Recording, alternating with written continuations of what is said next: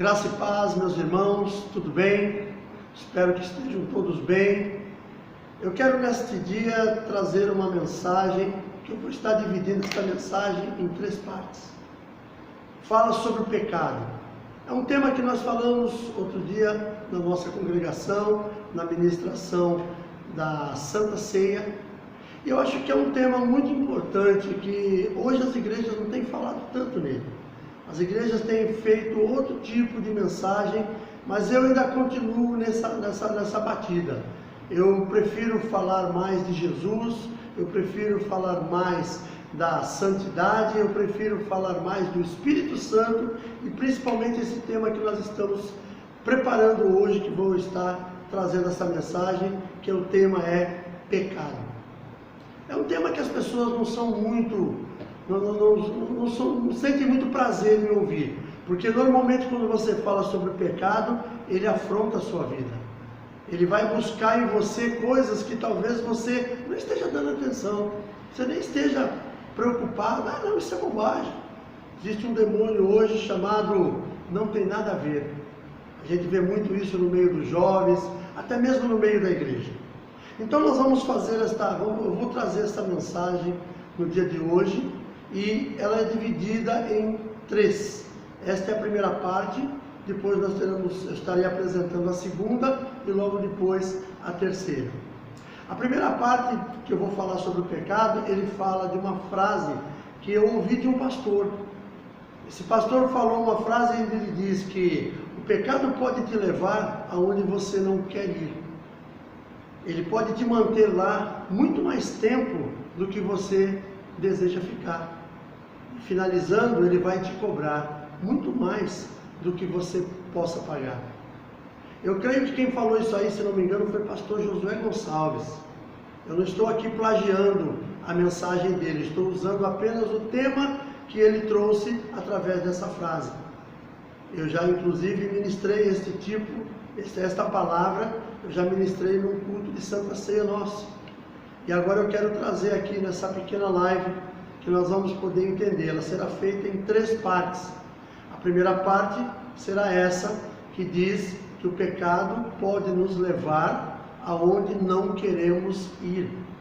E eu quero ler rapidamente aqui uma passagem da palavra do Senhor, que está no livro de Provérbios, capítulo 14, no verso 12, onde diz: há caminho que ao homem parece direito, mas ao cabo dá em caminhos de morte. Queridos, é uma realidade na nossa vida. Nós não conhecemos os caminhos muitas vezes e entramos nele sem saber o que nós vamos encontrar na frente. Às vezes até somos prevenidos para que não entremos ali, mas a nossa curiosidade muitas vezes é maior. E aí nós acabamos entrando por esses caminhos e depois descobrimos realmente a morte lá na frente. Em muitos casos, a morte literal. Pode ser apenas a morte espiritual, que ainda consegue se recuperar. Mas às vezes encontramos a morte física, a morte realmente do corpo total. Então eu quero trazer essa mensagem nesta manhã, queridos. Eu quero estar falando justamente sobre esse tema. E eu quero lembrar uma situação. Como eu falei no culto em que eu estava ministrando este tema, ninguém entre nós comete pecados com a certeza de que está pecando. Normalmente, quando a pessoa ainda é muito nova, inocente, ela acaba cometendo alguns pecados, entrando por um caminho, como eu falei, ela não conhece, não sabe o que tem lá na frente, mas ela quer arriscar, ela se aventura. E às vezes ela se descobre lá na frente que o caminho não era bom. Por isso, a questão da obediência é muito importante na vida do homem e da mulher de Deus. Porque nossos filhos, por exemplo, nós ensinamos para que eles não trilhem os caminhos errados, os caminhos do pecado, mas muitas vezes eles acabam não obedecendo. E quando não obedecem, o fim pode ser trágico. E aí eu quero lembrar de algumas pessoas que nós vemos na palavra de Deus que trilharam caminhos desta forma. Primeiro que eu quero lembrar para nós é justamente Abraão, o pai da fé, o amigo de Deus. Abraão tinha a promessa de Deus de que ele seria o pai de uma grande nação. Mas havia um grande problema que ele estava enfrentando, que era a idade e outra coisa, a sua esposa era estéril. Devido a isso, ele não duvidou daquilo que Deus havia prometido para ele, mas ele quis adiantar as coisas. Um dia sua mulher, Sarai, que ainda tinha o nome de Sarai, assim como ele ainda tinha o nome de Abrão, falou para ele: olha, toma minha serva Agar, tenha filhos com ela, e serão meus filhos também. E Abraão ouviu a voz da sua mulher e fez aquilo que ela mandou. O que aconteceu? Nasceu Ismael.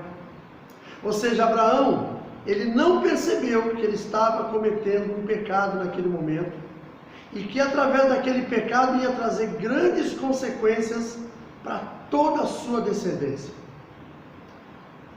Nasceu Ismael, e mais adiante, quando nós lemos na palavra de Deus, um dia o anjo do Senhor apareceu, veio a Abraão e falou para ele que dentro de um ano Sara, sua esposa, teria um filho. Até a Bíblia fala que ela sorriu na hora, ela foi repreendida por isso.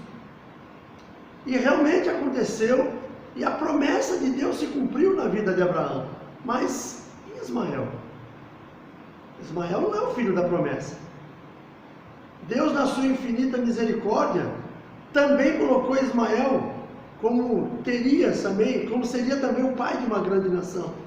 Ou seja, ela seria parte da nação que Deus prometeu para Abraão. E realmente é o que nós vemos. Hoje nós vemos o mundo árabe. E existe um conflito muito grande que desde o começo da existência desses povos, eles nunca se acertaram, que é justamente a guerra insistente que acontece entre árabes e judeus. São dois povos descendentes do mesmo homem, descendentes de Abraão, o pai da fé, o amigo de Deus, mas por causa da atitude de Abraão, essas nações vivem em constante conflito, em constante guerra.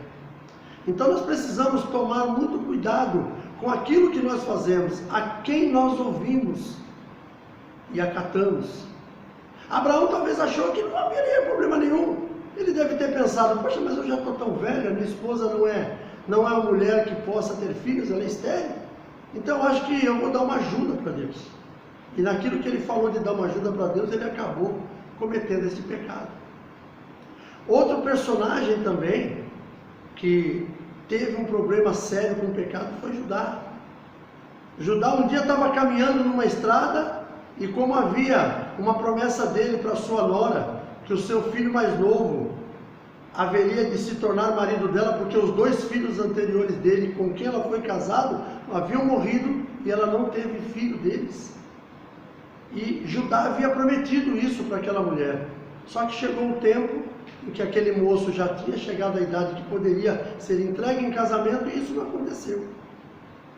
Um dia essa mulher estava naturalmente muito indignada por causa daquilo, e ela, sabendo que o seu sogro estava passando num determinado lugar, ela vestiu uma roupa diferente, tirou a roupa da sua viuvez, colocou uma roupa diferente, colocou um véu sobre a cabeça, que é o que identificava na época as prostitutas, se colocou à beira do caminho, e o seu sogro, passando, não a conhecendo, fez um convite a ela, ela aceitou o convite. Ele inclusive ficou de mandar um cabrito para ela, por aqueles momentos de prazer.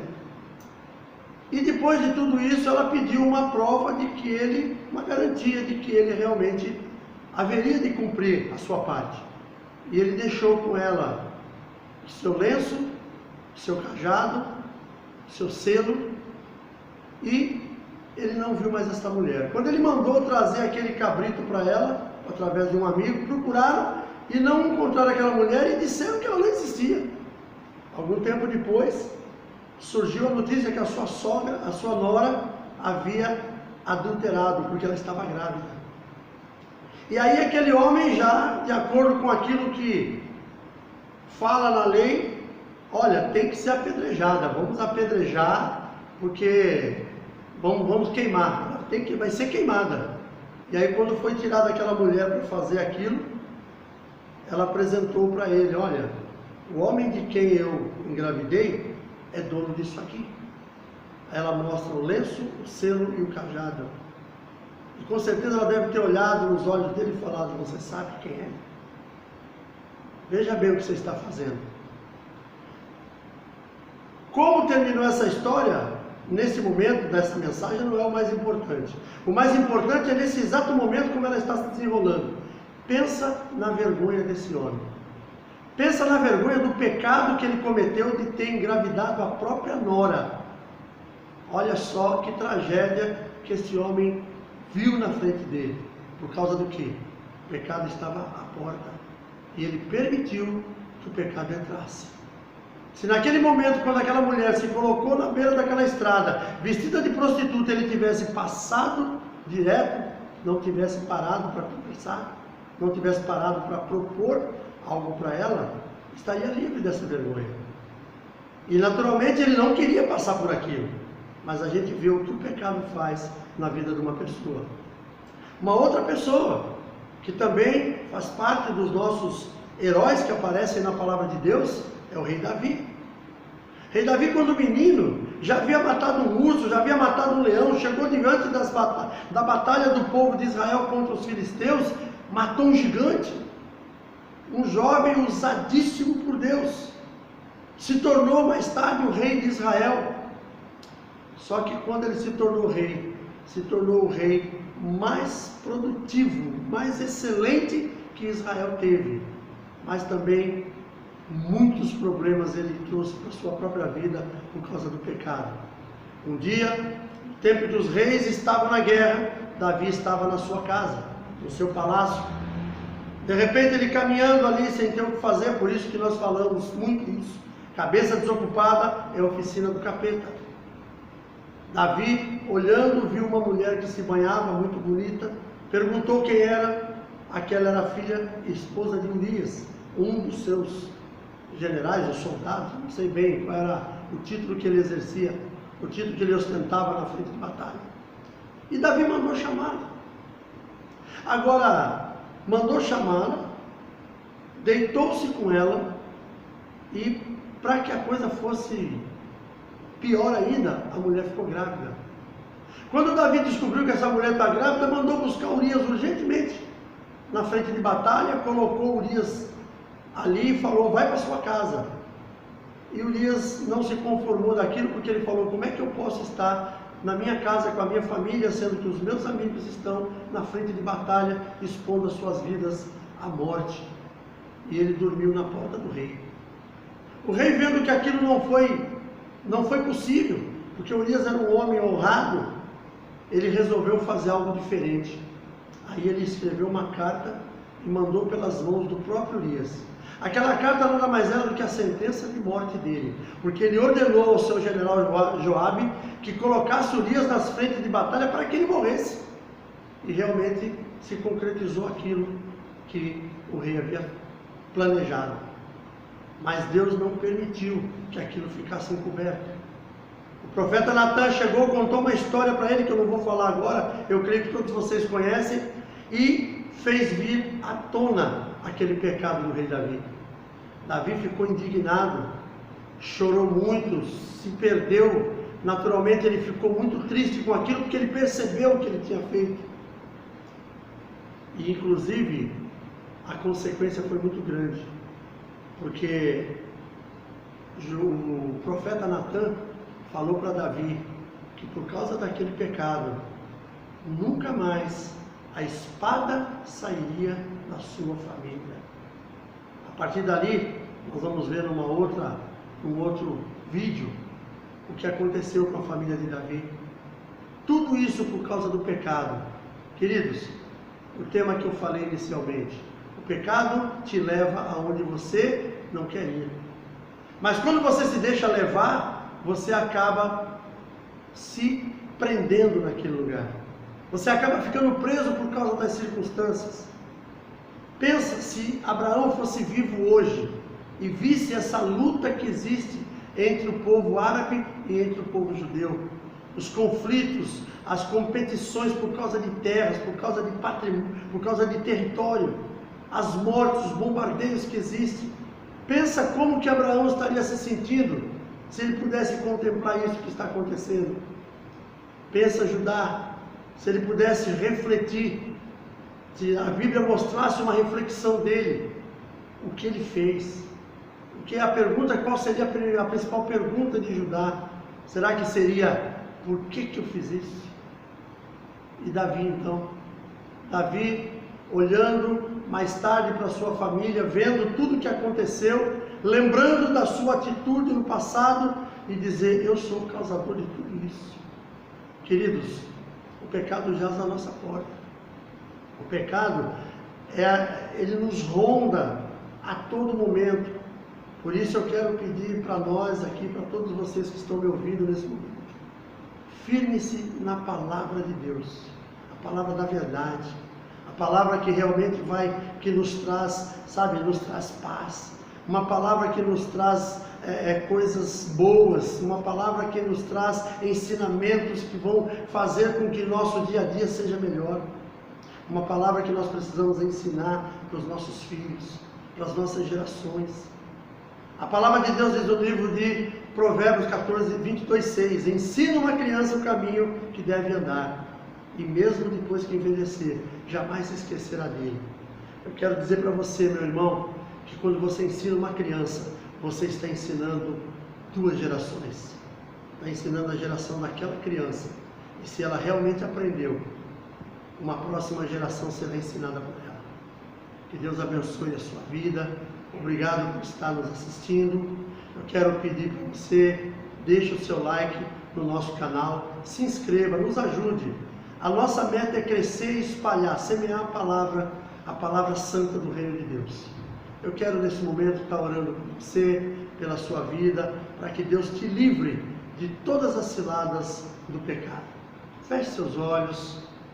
Pai querido, em nome de Jesus, quero neste momento orar pela minha vida e pela vida de todos aqueles que estão assistindo este vídeo. Senhor, falamos sobre o pecado, sobre aquilo que o pecado faz, aonde ele nos conduz, onde ele nos leva, e queremos em nome de Jesus que o Senhor nos guarde. Nos guarda, Senhor, do pecado que tão de perto nos rodeia. Nos livra, Senhor, de todas as ciladas. Senhor, que nós possamos ter escolhas corretas na nossa vida, porque as nossas escolhas podem nos levar a estes lugares e talvez de lá nós não possamos mais sair. Que a Tua paz e o Teu amor esteja presente no nosso meio. Que tudo na nossa vida seja para a glória do Teu nome. É o que eu te peço e já te agradeço em nome de Jesus.